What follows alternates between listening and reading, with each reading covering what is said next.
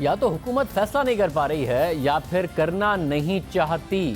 مسلسل کنفیوژن ہے. نواز شریف صاحب کی طبیعت کے حوالے سے پہلے ان کا مذاق اڑایا گیا، پھر خود کہا کہ ان کی طبیعت بہت خراب ہے. حکومتی جو میڈیکل بورڈ بنا اس نے کہا، پھر وزیر اعظم عمران خان نے خود کہا کہ میں نے ذاتی طور پر اس بات کو کنفرم کیا ہے، تصدیق کی ہے کہ نواز شریف بہت بیمار ہیں. اور اب جب نواز شریف باہر جا رہے ہیں تو حکومتی وزراء پھر ایک تاثر دے رہے ہیں کہ جیسے نواز شریف بیمار نہیں ہیں. ڈرامے کا تاثر ان کی طرف سے دیا جا رہا ہے. حالانکہ وزیر اعظم خود کہہ چکے ہیں کہ میں نے تمام وزراء کو ہدایت کی ہے کہ وہ نواز شریف کی بیماری کے حوالے سے بیان بازی نہیں کریں گے. اب یا تو وزیر اعظم کے بیان کو خود ان کے وزراء سنجیدہ نہیں لے رہے ہیں. وزیر اعظم کی ریٹ کیا اتحادیوں کے ساتھ ساتھ اپنی کابینہ پر بھی کمزور ہو گئی ہے کہ وزیر اعظم جو کہہ رہے ہیں ان کے وزراء وہ بات نہیں مان رہے ہیں، یا پھر وزیر اعظم نے ان کو سنجیدگی سے منع ہی نہیں کیا ہے، یا پھر یہ وزراء خود وزیر اعظم عمران خان پر سوال اٹھا رہے ہیں. کیونکہ وزیر اعظم نے کہا تھا کہ انہوں نے تصدیق کرائی ہے کہ نواز شریف شدید بیمار ہیں، تو سوال اٹھتا ہے کہ اگر خود وزیر اعظم عمران خان کی کابینہ کے وزراء نواز شریف کی بیماری پر سوال اٹھا کر اپنے ہی وزیر اعظم پر نواز شریف کی طبیعت کے حوالے سے غلط بیانی اور ڈیل کا الزام لگا رہے ہیں، کیونکہ بیانات اسی قسم کے آ رہے ہیں. وفاقی وزیر برائے سائنس و ٹیکنالوجی فواد چودھری کا یہ بیان سامنے آیا کہ نواز شریف کا باہر جانا انصاف کے لیے دھچکا ہوگا. نواز شریف کی طبیعت میں لاہور ہائی کورٹ کے فیصلے کے بعد بہتری آئی ہے. اس کے علاوہ وفاقی وزیر فیصل واؤڈا نے ٹویٹ کیا کہ سعودی عرب کے بعد ایک بار پھر نواز شریف ملک سے روانہ. سوٹ پہنے حشاش بشاش اپنے پاؤں پر جہاز کے اندر گئے، دعاؤں کی بجائے پھول برسائے گئے. ایک بار پھر پاکستانی نظام کو انگوٹھا دکھا کر چلتے بنے. اسی طرح ایک اور وفاقی وزیر علی زیدی نے نواز شریف کی بیماری پر سوال اٹھاتے ہوئے ٹویٹ کیا کہ کیا کوئی مجھے سمجھا سکتا ہے کہ شدید بیمار مریض کو براستہ دوحہ لندن لے جانے کی کیا منطق ہے، جبکہ لاہور سے دوحہ کا سفر 4 گھنٹے میں طے ہوتا ہے اور دوحہ تا لندن سفر 7 گھنٹے 40 منٹ لگتے ہیں، جبکہ لاہور سے لندن کا سفر صرف 7 گھنٹے میں طے ہو جاتا ہے. یعنی ایک طرف تو خود حکومت نے نواز شریف کو علیل قرار دیا، پھر جب نواز شریف ضمانت پر رہا ہو کر گھر میں بنے ہوئے آئی سی یو میں شفٹ ہوئے تو سوال اٹھا دیا کہ کیسے مریض ہیں کہ ضمانت کے بعد گھر شفٹ ہو گئے ہیں. اور پھر جب وہ باہر چلے گئے تو یہ سوال اٹھائے جا رہے ہیں کہ ایک علیل شخص کو کیسے چلنا چاہیے، کتنی دیر کا سفر کرنا چاہیے، کیا پہننا چاہیے. یعنی اب ایک انسان کی بیماری ثابت ہونے کے لیے ڈاکٹر کی رائے اور میڈیکل رپورٹ کافی نہیں ہے، بلکہ لازمی ہے کہ وہ ویل چیئر پر بیٹھا ہو، اسٹریچر پر لیٹا نظر آئے، سوٹ نہ پہنے، مرجھایا ہوا نظر آئے، ایئر ایمبولینس کو مجبور کیا جائے کہ وہ قطر نہ جائے بلکہ ڈائریکٹ لندن جائے. یعنی کہ اگر کوئی چل سکتا ہے تو ڈرامہ کرے تاکہ بیمار ہونے کا تاثر نظر آئے اور حکومتی وزراء مطمئن ہو سکیں کہ یہ شخص بیمار ہے. سوٹ بوٹ نہ پہنے، حشاش بشاش نہ نظر آئے تاکہ حکومتی وزراء کو نظر آئے کہ شخص بیمار ہے. میڈیکل رپورٹ کی، حکومت کے اپنے بنائے گئے میڈیکل بورڈ کی، خود وزیر اعظم کی، وزیر صحت ڈاکٹر یاسمین راشد کی رائے اہم نہیں ہے، بلکہ نواز شریف صاحب کا حلیہ اہم ہے، ان کا چلنا اہم ہے. اور اگر وہ ڈرامہ کرتے، اسٹریچر پر لیٹ جاتے تو وفاقی وزراء مطمئن ہوئے نظر آتے. خود وہ ڈاکٹر جنہوں نے کراچی سے نواز شریف صاحب کو کراچی سے بلایا، حکومت نے نواز شریف صاحب کے علاج کے لیے، ڈاکٹر طاہر شمسی، جب انہیں بلایا گیا تو انہوں نے معائنے کے بعد پریس کانفرنس کرتے ہوئے کہا تھا کہ 90% مریض جن کے پلیٹلیٹس 10,000 سے زائد ہوتے ہیں انہیں اسپتال داخل کرنے کا نہیں کہا جاتا. نواز شریف کو جو بیماری ہے وہ بھی گھر پر مینج ہو سکتی ہے 10,000 سے کم، اور اگر بلیڈنگ ہونے لگے تو پھر کہا جاتا. ڈاکٹر شمسی نے یہ بات 26 اکتوبر کو کہہ دی تھی نواز شریف صاحب کی ضمانت سے پہلے، مگر جب نواز شریف صاحب کی ضمانت ہوئی وہ گھر پر منتقل ہوئے. حکومتی وزراء نے سوال اٹھا دیا کہ گھر پہ کیسے چلے گئے ہیں، یہ کیسا مریض ہے جو گھر پر چلا گیا ہے. پھر اس بیماری کی حد تک ڈاکٹر صاحب نے بتایا، اور ڈاکٹر یاسمین راشد صاحبہ نے اس سے آگے بتایا کہ نواز شریف صاحب کو شوگر ہے، نواز شریف صاحب کو دل کی تکلیف ہے، نواز شریف صاحب کو گردوں کی تکلیف ہے، جس کی وجہ سے ان کا معاملہ بہت زیادہ کمپلیکیٹڈ ہے. پھر ڈاکٹر محمود ایاز جو حکومتی میڈیکل بورڈ کے سربراہ تھے، انہوں نے کہا کہ نواز شریف کے کچھ ٹیسٹ ملک میں نہیں ہو سکتے. دیکھیں ان کی تشخیص ہوئی ہے تو ہم ان کا علاج کر رہے ہیں. تشخیص ان کی ہم مکمل طور پہ کر چکے ہیں. ان کو ایڈیوپیتھک تھرومبوسائٹوپینک پرپرا ہے، اسی کا ان کا علاج ہو رہا ہے. اسی کی وجہ سے جو گریجولی ان کی حالت میں بہتری آئی ہے. اب یہ ایڈیوپیتھک تھرومبوسائٹوپینک پرپرا کی بہت ساری وجوہات ہوتی ہیں کہ یہ کیوں بن جاتا ہے. اس کے لیے ان کو کچھ مزید ٹیسٹ کی ضرورت ہے. بہت سارے جینیٹک ٹیسٹ پاکستان میں ہو جاتے ہیں، لیکن جو ان کا خاص ہمیں جینیٹک ٹیسٹ چاہیے وہ شاید میری معلومات کے مطابق پاکستان میں اویلیبل ہے. اب یا تو تحریک انصاف صاف کہے کہ ڈاکٹر شمسی جھوٹ بول رہے ہیں، صاف کہے کہ جو خود حکومت نے میڈیکل بورڈ بنایا اس کے سربراہ جھوٹ بول رہے ہیں، یا پھر حکومت کی وفاقی وزراء غلط بیانی کر رہے ہیں. کیونکہ صرف یہی نہیں، وفاقی کابینہ کے اجلاس میں وزیر اعظم عمران خان نے کہا تھا کہ انہوں نے خود تحقیقات کرائی ہے، نواز شریف کی حالت واقعی ٹھیک نہیں ہے. फिर उन्होंने ट्वीट भी किया कि शौकत खानम के डॉक्टर को नवाज शरीफ के इलाज के लिए भेज दिया है। सिर्फ यही नहीं, हुकूमती इत्तेहादी और काफ लीग के रहनुमा परवेज इलाही भी इस बात की तस्दीक कर चुके हैं। जी न्यूज़ के प्रोग्राम जिरगा में बात करते हुए उनका कहना था कि एक मीटिंग के दौरान वजीर आजम ने कहा कि उन्होंने अपने डॉक्टर से भी तस्दीक कराई है कि नवाज शरीफ बीमार हैं। फवाद चौधरी साहब मीडिया पर आकर बता चुके हैं कि वजीर आजम ने काबीना के इजलास में कहा कि मैंने तस्दीक कराई है, नवाज शरीफ साहब वाकई बीमार हैं। परवेज इलाही साहब ने क्या कहा, इधर देखिए। बड़ी हैरानगी वाली बात है कि एक जो मीटिंग थी हमारी इकट्ठे, उसमें ये कंसेंसस हो गया कि उन्होंने खुद कहा कि जी मेरे भी डॉक्टर हैं, उन्होंने कहा ये वाकई बड़ा सीरियस है तो हमें इसको भेज देना चाहिए। ये सीरियसनेस की बात किसने की कि मैंने खुद भी डॉक्टरों से कहा? ये तो इमरान खान साहब ने की। अच्छा ठीक। मैंने जब उनको बताया ना जी, मैंने कहा जी ये आपके मुंह पे तो लोग ये बात नहीं करते कि पता नहीं आप माइंड ना करें। मैंने कहा जी ये डॉक्टर जो हैं ये सारा मुझे पता है, मैं तो खुद इनसे रिपोर्ट लेता हूँ। कहते हैं नहीं आपकी बात सही है, मेरा भी एक डॉक्टर है शौकत खानम का, डॉक्टर फैसल है, वो वहाँ पे है, उसने भी यही रिपोर्ट दी है। ये बात वज़ीर आज़म ने परवेज़ इलाही को भी कही, ये बात वज़ीर आज़म ने अपनी काबीना को भी कही, मगर उसके बावजूद हुकूमती वज़रा काबीना में ये बात वज़ीर आज़म के मुंह से सुनने के बावजूद क्या वज़ीर आज़म के इन बयानात को झूठ और ड्रामा करार दे रहे हैं? अगर वो नवाज शरीफ साहब की बीमारी को झूठ और ड्रामा करार दे रहे हैं तो फिर वज़ीर आज़म के बयानात को भी क्या वो इसी तनाजुर में देखेंगे? नवाज शरीफ बीमार हैं या नहीं, इस पर खुद हुकूमत के सीनियर वज़रा बयानात दे चुके हैं कि वो ना सिर्फ बीमार हैं बल्कि उनकी बीमारी संजीदा नौयत की है। पंजाब की वज़ीर सेहत यास्मीन राशिद ने कहा था कि नवाज शरीफ की बीमारी इतनी संगीन थी कि कोई डॉक्टर उनको रखने के लिए तैयार नहीं था अपने अस्पताल में। अब आपको मैं बताती हूँ, डॉक्टर्स रिस्क लेने को तैयार नहीं। मैं आपको एक छोटी सी बात बताऊँ, ताहिर शमसी साहब तशरीफ़ लेके आए कराची से। मैं ताहिर साहब से कहा कि जब इनकी कंडीशन स्टेबलाइज हो गई, he is looking after the national institute of blood disease, तो मैंने उससे रिक्वेस्ट की कि अगर आप मुनासिब समझे तो इनको आपके पास भिजवा दें। तो वो लेने को इसलिए तैयार नहीं थे कि उन्होंने कहा कि मैडम हमारे पास बाकी यहाँ उस तरह की सहूलतें नहीं हैं, जैसे हमारे पास यूरोलॉजिस्ट नहीं होगा, हमारे पास हमें तो फिर लोगों को रेफ़र करना पड़ता है और बुलाना पड़ता है, फिर it's such a high profile case, हम तो सिर्फ ब्लड डिसऑर्डर्स के साथ डील करते हैं। तो मतलब ये कि जब इंस्टीट्यूशन से आप बात करें तो वो इंस्टीट्यूशंस भी रिलक्टेंट हो जाते हैं कि जी इस तरह नहीं हो सकता, फिर इस तरह करेंगे। अब जैसे एंजियोग्राफी है, अभी एंजियोग्राफी अगर होनी है तो किस तरह की एंजियोग्राफी होनी है।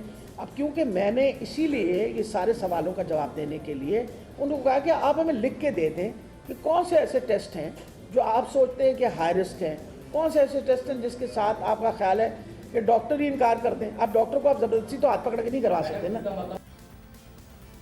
क्या हुकूमती वज़रा अब ये कह रहे हैं कि डॉक्टर यास्मीन राशिद जो कुछ कर रही थी वो भी झूठ और ड्रामा था, क्योंकि नवाज शरीफ साहब की बीमारी झूठ और ड्रामा है? मामला यहाँ तक भी नहीं महदूद।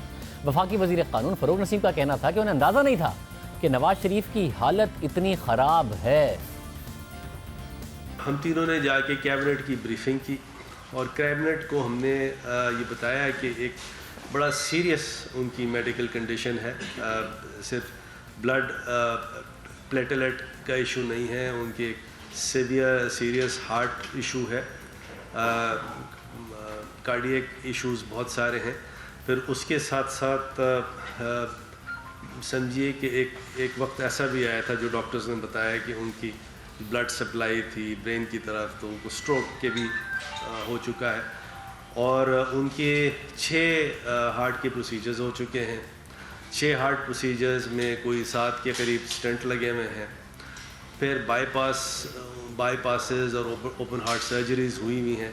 तो उसमें डॉक्टर्स ने हमें ये बताया है कि जब हम प्लेटलेट को हैंडल करने जाते हैं तो हार्ट और दूसरी डिजीज़ रिस्क्स आते हैं। तो ये तमाम चीज़ें जब कैबिनेट के सामने रखी गई और फ्रैंकली स्पीकिंग हमें भी इस तरह नहीं पता था कि इतनी एडवर्स सिचुएशन है।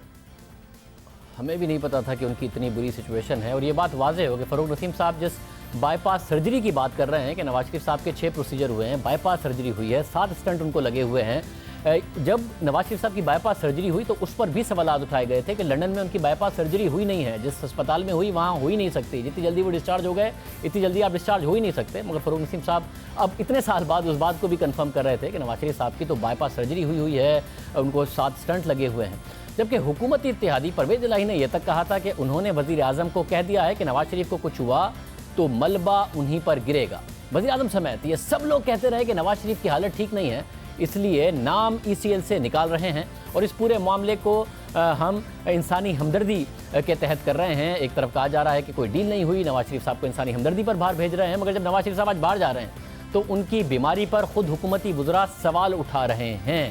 تو کیا یہ سوال وزیر اعظم عمران خان پر، خود حکومت کے دوسرے وزراء پر، خود ڈاکٹرز پر، حکومت کے میڈیکل بورڈ پر یہ سوالات اٹھائے جا رہے ہیں؟ اور وزیر اعظم نے اگر سنجیدگی سے اپنے وزراء کو منع کیا ہے، اس کے باوجود وزراء بیان دے رہے ہیں، تو کاف لیگ، MQM، GDA کے بعد کیا خود حکومتی وزراء بھی وزیر اعظم عمران خان کی بات نہیں مان رہے ہیں اور ان کے کہنے کے باوجود خود وزیر اعظم عمران خان پر سوال اٹھا رہے ہیں کہ انہوں نے نواز شریف کی طبیعت کے حوالے سے غلط بیانی کی ہے؟ یہ بڑا اہم سوال پیدا ہو رہا ہے۔ ساتھ ہی لاہور ہائی کورٹ کے فیصلے کے حوالے سے بھی اٹارنی جنرل بڑے خوش تھے، مطمئن تھے، شہزاد اکبر صاحب بڑے خوش تھے اور اپنے حکومتی فیصلے کو ہی انڈورسمنٹ قرار دے رہے تھے۔ کل فواد چوہدری صاحب نے کہا کہ مجھے تو سمجھ میں نہیں آیا اٹارنی جنرل کیوں خوش تھے، شہزاد اکبر صاحب کیوں خوش تھے۔ وزیر اعظم بھی کل بڑے ناراض نظر آئے، وزیر اعظم نے سپریم کورٹ کے چیف جسٹس سے بھی مطالبہ کر دیا، مگر آج اپیل کا فیصلہ نہیں کیا۔ حکومت نے جب کابینہ کا اجلاس ہوا بلکہ جنوری کو عدالت کے تفصیلی فیصلہ آنے کے بعد اپیل کا حق رکھتی ہے، یہ کہہ دیا حکومت نے۔ معاملہ سیدھا ہے، تحریک انصاف آج تک نہ نواز شریف صاحب کی بیماری پر ایک پوزیشن لے سکی ہے، نہ ہی لاہور ہائی کورٹ کے فیصلے پر پوزیشن لے چکی ہے۔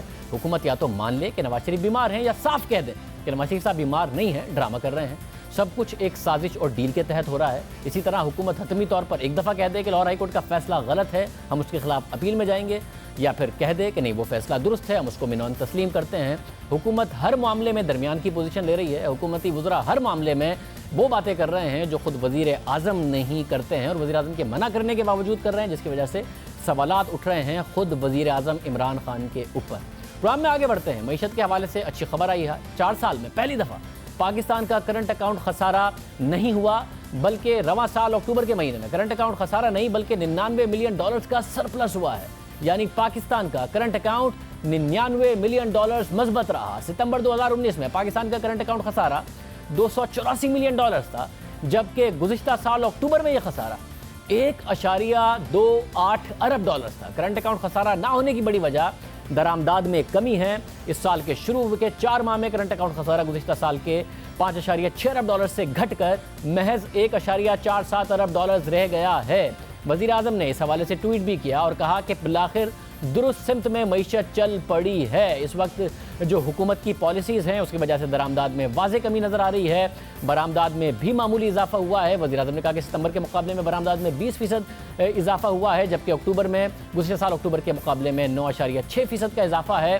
کیا یہاں سے معیشت مستقل بنیادوں پر درست سمت میں جاتی نظر آ رہی ہے؟ ہمارے ساتھ سابق وزیر خزانہ حفیظ پاشا صاحب موجود ہیں، جن کو خود حکومتی وزراء بہت کریڈیبل ان کی کتاب کے حوالے سے اور ان کی آرٹیکلز کے حوالے سے، معیشت پر ان کے تجزیے کے حوالے سے کہتے ہیں کہ بہت زیادہ کریڈیبل ہیں۔ پاشا صاحب بہت شکریہ۔ پاشا صاحب فائنلی اکتوبر میں ہم نے کرنٹ اکاؤنٹ سرپلس دیا ہے، اس حکومت کی جو پالیسی تھی اس کے ہمیں اثرات نظر آ رہے ہیں، مگر ابھی تک کی جو اپروچ ہے پاشا صاحب وہ ٹیکسٹ بک اپروچ ہے، جس میں ہمیں نظر آتا ہے IMF کے پروگرام میں جاتے ہیں، وہ مانیٹری ٹائٹنگ کرتا ہے، انٹرسٹ ریٹس بڑھاتا ہے، کرنسی ڈیپریشیٹ ہوتی ہے، امپورٹس کو کرٹیل کرتے ہیں، ڈیمانڈ پل اکنامک سلو ڈاؤن، اور اس کی وجہ سے یہ سب کچھ ہوتا ہے جو ہو گیا۔ مگر پاکستان کی پچھلے 10 سال میں اگر ہم دیکھیں، پچھلے 20 سال میں 5 سال میں اسی طریقے سے کنٹریکشن ہوتی ہے، پھر 5 سال میں گروتھ ہوتی ہے، وہ گروتھ امپورٹ لیڈ ہوتی ہے، جس کی وجہ سے پھر کرنٹ اکاؤنٹ پر پریشر آتا ہے اور پھر ہم دوبارہ IMF کے پاس جاتے ہیں، شرح سود بڑھاتے ہیں، کرنسی کو ڈیپریشیٹ کرتے ہیں اور پھر 5 سال بعد یہی سائیکل ریپیٹ ہوتا ہے۔ اس دفعہ جو ہوا ہے اب تک کہ کرنٹ اکاؤنٹ سرپلس ہو گیا 1 مہینے میں، اب آپ کو لگتا ہے کہ اگر اکانومی یہاں سے دوبارہ ایکسپینڈ کرنا شروع کرے تو پاکستان میں ایسے ایونیوز کھل رہے ہیں کہ امپورٹ سبسٹیٹیوشن ہوگی، ساتھ میں امپورٹ بڑھیں گی تو ایکسپورٹ بھی بڑھے گی، اور وہ نہیں ہوگا جو ماضی میں ہوتا آیا ہے؟ اس کے اشارے آپ کو لگ رہے ہیں؟ نہیں دکھ رہے۔ اس کی وجہ یہ ہے کہ ہوا یہ ہے کہ امپورٹ سبسٹیٹیوشن اس وقت ہم کر سکتے تھے اگر ہم جو اپنے جو اخراجات ہیں ان میں اتنی اضافہ نہیں ہونے دیتے۔ اب آپ یہ دیکھیے کہ آپ نے بجلی اور گیس کی قیمتوں میں بے تحاشا اضافہ کیا ہے۔ دوسرا، جو ہمارے امپورٹ سبسٹیٹیوٹنگ انڈسٹری ہے اس کی انپٹس باہر سے بھی آتے ہیں اور کرنسی کے گرنے کی وجہ سے ان کے کاسٹ میں اضافہ ہوا ہے۔ دوسری طرف ایکسپورٹ پروموشن میں ہم اس لیے کامیاب نہیں ہو پائے ہیں کہ پچھلے کافی سالوں سے آپ کو تو اندازہ ہے کہ ہم نے ایکسپورٹس کو نگلیکٹ کیا تھا، کیپیسٹی میں بہت کم اضافہ ہوا ہے، لہٰذا جو آپ کا ٹیکسٹائل سیکٹر ہے اس میں اتنی گنجائش نہیں ہے کہ وہ فائدہ اٹھائیں کرنسی کی گرنے سے اپنی ڈالر قیمت کر کے اور اپنے ایکسپورٹس کو بڑھائیں، کوانٹٹی کو بڑھائیں، وہ اتنی گنجائش سسٹم میں نہیں ہے۔ تو نتیجہ یہ ہے کہ اب جو کرنٹ اکاؤنٹ ڈیفیسٹ آپ کا کم ہوا ہے، یقیناً یہ ایک بڑی کامیابی ہے، اور ہمیں اس بات پہ خوشی ہونی چاہیے کہ جو ہمیں باہر سے پیسہ منگوانا پڑتا تھا، قرضے لینے پڑتے تھے، اس میں اب کچھ کمی آئے گی، مگر اس کو حاصل کرنے کے لیے ہمیں ایک بہت بڑا یعنی کہ سیکریفائس یا ہمیں بہت بڑا ایک خرچ یا کاسٹ دینا پڑا ہے، اور وہ یہ ہے کہ ہم نے اکانومی کو تقریباً ایک سٹینڈ سٹل پہ لے کر آ گئے ہیں، اور اس کے نتیجے میں اکانومی میں ڈیمانڈ میں اضافہ نہیں ہو رہا ہے تو امپورٹس کہاں سے ہوں گے؟ اب آپ کے امپورٹس جو ہیں وہ تقریباً 19% گرے ہیں، والیوم میں 24% گرے ہیں۔ اس کے معنی کیا ہے کہ انڈسٹریل را مٹیریل، آپ کے جو انٹرمیڈیٹ گڈز ہیں وغیرہ وغیرہ، ان کی امپورٹ کم ہو گئی ہے۔ 8 گروپ ہیں آپ کے امپورٹس کے، اس میں 7 گروپ میں کمی آئی ہے۔ گاڑیوں کے امپورٹ میں تو 40% تک کمی ہو چکی ہے۔ تو اس کو حاصل کرنے کے لیے حکومت نے اتنے سخت اقدامات کیے کہ اس کے نتیجے میں اکانومی سٹینڈ سٹل پہ آ گئی ہے، لوگ بے روزگار ہو رہے ہیں، اور قیمتوں میں تیزی سے اور اضافہ ہوتا جا رہا ہے۔ تو یقیناً کامیابی ہے، but at a high cost. مطلب مگر یہ ہائی کاسٹ تو ظاہر ہے جب اسٹیبلائزیشن کی طرف جاتے ہیں تو یہ ہائی کاسٹ پے کر دی حکومت نے، مگر اس کو کتنے لمبے ٹائم کے لیے پے کرنا چاہیے؟ جیسے انٹرسٹ ریٹس ابھی بھی 13.25% پر ہیں، حالانکہ جو اسٹیٹ بینک کی مانیٹری ٹائٹننگ تھی اس کے نتائج آنا شروع ہو گئے ہیں، اور ہمیں نظر آ رہا ہے کہ اب انفلیشن آگے جا کے نہیں بڑھے گی۔ 11% پر اس وقت انفلیشن ہے، اور جو مارکیٹ میں اس وقت ہم ڈیٹ مارکیٹ دیکھیں تو اس میں بھی 13.25% پر نہیں ہو رہے ہیں، ٹرانزیکشن کم پر ہو رہے ہیں، یعنی مارکیٹس بھی نہیں ایکسپیکٹ کر رہی ہیں کہ اب انٹرسٹ ریٹس لانگ ٹرم میں بڑھے رہیں گے۔ کیا فوری طور پر انٹرسٹ ریٹس میں کمی کرنی چاہیے، یا جو ہاٹ منی ہے جو کہ تقریباً $800 ملین آ گیا ہے، جس پر حکومت بہت زیادہ خوش نظر آ رہی ہے، اس کے لیے انٹرسٹ ریٹس کو ہائی رکھنا ایک درست پالیسی ہوگی؟ کیونکہ بہت شارٹ ٹرم کے لیے یہ $800 ملین آئے ہیں، یہ تو نکل جائیں گے اور بہت ہائی شرح سود پر آئیں۔ ہاٹ منی اگر آپ کا، جیسے اگر آپ اجازت دیں تو میں گرم پیسے کہوں، وہ اگر آپ کے انویسٹمنٹ بانڈ جو ہیں جو 3 یا 5 سال کے لیے اگر اس میں اگر آتے ہیں تو یہ مناسب ہے، مگر ہوا یہ ہے کہ یہ سارا پیسہ 3 یا 6 مہینے کے ٹریجری بل میں آیا ہے، تو یہ وقتی طور پر سپورٹ ہے، اور کسی وقت بھی اگر کرنسی پھر سے تھوڑا گرنی شروع ہو تو خطرہ یہ ہے کہ واپس لے کے چلے جائیں گے۔ تو یہ کوئی اسٹریٹجی نہیں ہے آپ کے سسٹینیبل ایڈجسٹمنٹ کی۔ آپ کو کوشش یہ کرنا چاہیے تھا کہ ایکسپورٹس میں آپ آہستہ آہستہ انسینٹیوز دیتے کہ انویسٹمنٹ کریں، اپنی کیپیسٹی میں اضافہ کریں۔ آپ نے انسینٹیوز واپس لے لیے، آپ نے زیرو ریٹنگ کو وڈرا کر لیا، آپ نے حیرت کی بات ہے کہ کپاس پہ سیلز ٹیکس لگا دیا۔ تو یہ سارے اقدامات جو تھے یہ اینٹی ایکسپورٹ تھے، اور اس کے نتیجے میں 3% اضافہ ہوا ہے بڑے مشکل سے ایکسپورٹس میں، اور تقریباً 94% جو کرنٹ اکاؤنٹ ڈیفیسٹ میں کمی آئی ہے وہ درآمدات کی کمی کی وجہ سے ہوئی ہے، اور اس کے لیے جس طرح میں نے کہا ہمیں ایک بہت بڑا کاسٹ بیئر کرنا پڑا ہے۔ مطلب اور وہ کاسٹ ظاہر ہے پے ہو گئی، بے روزگاری بھی ہو گئی، مہنگائی بھی ہو گئی، حکومت کی جو اپنی انڈیسائسونیس تھی، پہلے سال میں فیصلے نہیں کر پا رہے تھے، اس کی بھی قیمت ادا ہو گئی، غیر یقینی کی صورتحال، مگر اب تو اسٹیبلائزیشن کی طرف آ گئے ہیں، نظر آ رہا ہے کہ اسٹیبلائزیشن ہے، کانفیڈنس مارکیٹس دکھا رہی ہیں، اسٹاک مارکیٹ کانفیڈنس دکھا رہی ہے۔ اب حکومت کیا کرے کہ آئندہ وہ نہ ہو جو پہلے ہوا؟ ایکسپورٹ سیکٹر کی بات ضرور کر رہی ہے حکومت، اس کو انسینٹیو دینے کی بھی بات کر رہی ہے۔ اسٹیٹ بینک کے گورنر کی جو پچھلی پریس کانفرنس تھی اس میں انہوں نے کہا کہ ایکسپورٹ سیکٹر کو کس طریقے سے ہم کوشش کر رہے ہیں کہ وہ گرو کرے، امپورٹ سبسٹیٹیوشن اور ایکسپورٹیبل سرپلس ہو، اور سسٹینیبل بنیادوں پر، جیسے خطے کی دوسری مارکیٹس ہیں جو کہ 20 سال کنسسٹنٹلی گرو کر رہی ہیں، 30 سال ہو گئے، چائنا، انڈیا، بنگلہ دیش، اس طرح پاکستان گرو کرے، 5 سال گرو کر کے پھر نہ دھڑام سے گر جائے۔ جی بالکل آپ نے ٹھیک فرمایا ہے کہ آپ کو امپورٹ سبسٹیٹیوشن سے کچھ ہٹ کے ایکسپورٹ پروموشن کی اسٹریٹجی پہ جانا چاہیے۔ یہ ایسٹ ایشین ممالک کی کامیابی کی سب سے بڑی وجہ ہے، اور پچھلے کچھ سالوں سے بنگلہ دیش اور ہندوستان کی کامیابی کا سب سے بڑی وجہ ایکسپورٹ گروتھ. اب آپ یہ دیکھیے کہ بنگلہ دیش ان کے ایکسپورٹس ہم سے 2 گنا ہیں. تو یہ امیڈیٹلی تو اس کا امپیکٹ نہیں ہوگا، مگر آپ مناسب انسینٹیوز دیں. یہ زیرو ریٹنگ، ٹیکسیشن وغیرہ اس وقت لانا بالکل نامناسب تھا. آپ ایکسپورٹرز کو کیپیسٹی ایکسپینڈ کرنے کی سپورٹ دیں. البتہ پچھلے دنوں 2 اچھی چیزیں ہوئی ہیں. ایک تو منسٹر صاحب نے یہ کہا ہے کہ ہم ایکسپورٹ ری فائنینسنگ جو کنسیشنل ریٹ پہ ہوتی ہے اس کو ہم 200 ارب سے بڑھا رہے ہیں. یہ مناسب ہے. دوسرا جو ریفنڈ وہ دینا طے کیا ہے کہ پہلے تو بانڈز ایشو کر رہے تھے جو کوئی خریدنا نہیں چاہ رہا تھا، تو آپ نے اب 30 ارب ریفنڈ دینے کا ڈیسیشن لیا ہے. اس طرح کے مناسب ڈیسیشنز آپ لیں، ایکسپورٹ سیکٹر کو آپ ریوائیو کریں، پروموٹ کریں، اور آنے والے 1-2 سال میں کم از کم کوشش یہ ہونی چاہیے کہ 3 سال کے اندر ہمارے ایکسپورٹس تقریباً ہو سکے تو ڈبل ہو جائیں. بہت شکریہ ڈاکٹر حفیظ پاشا صاحب ہمارے ساتھ موجود تھے. پروگرام میں ایک بریک شامل کریں گے. حکومت کے لیے ایک اور مثبت خبر آئی ہے. مولانا اسلام آباد سے تو چلے گئے تھے، اب پاکستان میں جو سڑکوں پر وہ بیٹھے تھے وہاں سے بھی جانے کا فیصلہ ہوا ہے. تفصیلات آپ کے سامنے رکھیں گے ایک بریک.